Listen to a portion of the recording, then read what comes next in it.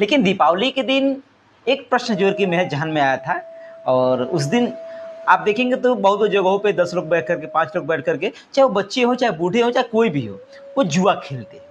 तो ये थोड़ा-सा मेरे अंदर वो एक जिज्ञासा थी कि क्यों ना मैं गुरु जी से पूछूँ कि गुरु जी इसका महत्व क्या है? क्या इसके ना खेलने से कुछ घाटा भी होता है कहा जाए तो? गुरु जी स्वागत है एक बार फिर से। नमस्कार, धन्यवाद, साधुवाद आपके पूरे चैनल को और सभी परिवार के सदस्यों को। गुरु जी हमने चर्चा लगातार हम लोग कर रहे हैं दीपावली को लेकर के, बहुत सारे प्रश्न भी थे जो कि दर्शकों के सामने हमने रखे, आपने विस्तार से उस चीज़ को बताया।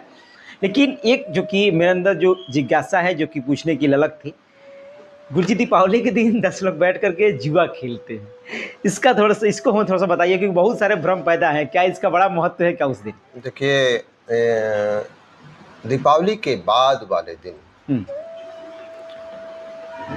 पुराणों में, कथा में ऐसी आती है कि पार्वती जी और शंकर जी जुआ खेल रहे थे और पार्वती जी ने शंकर जी को हरा दिया था जुआ में। शंकर जी हार गए, पार्वती जी जीत गई। तो इस कथा को लेकर के पौराणिक काल से ही जुआ खेलने की प्रचलन बढ़ गई। लेकिन जुआ जुआ ही होता है, जुआ से आज तक किसी का भला नहीं हुआ है। ये पौराणिक कथा है। शंकर जी, पार्वती जी हम नहीं बन सकते हैं, हम साधारण मनुष्य हैं और जुआ हमेशा एक तरह से हानिकारक है। लोग घर बार सब कुछ बर्बाद कर देते हैं। आज करोड़पति कल सड़कपति बन जाते हैं। तो जुआ लोग खेलते हैं, लेकिन ये किसी के हित में नहीं है।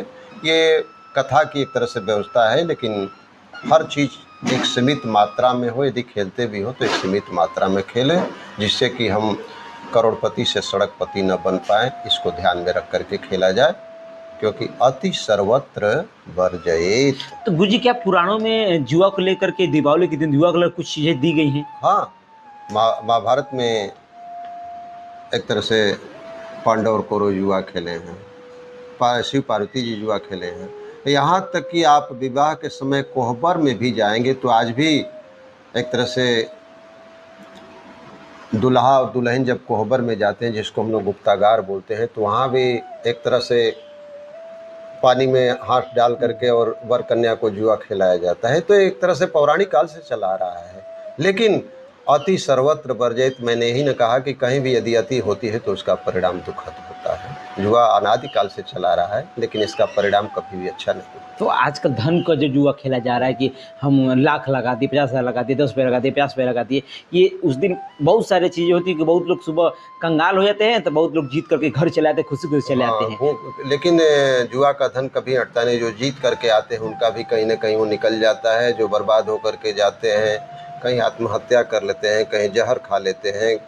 सड़क अपने बाल बच्चों के लिए जो 2 पैसा रखे तो भी सड़क के भिखारी बन करके अपना भी जीवन खराब किए, अपने बाल बच्चों का भी जीवन खराब कर दिए। तो ये सब नहीं होना चाहिए। हर चीज़ की एक मात्रा होती है, एक सीमा होती है। सीमा से बाहर जाने पर निश्चित रूप से कष्ट होता है। कहा जाता है कि इस दिन जुआ नहीं खेलेंगे तो गधे का जन्म होगा।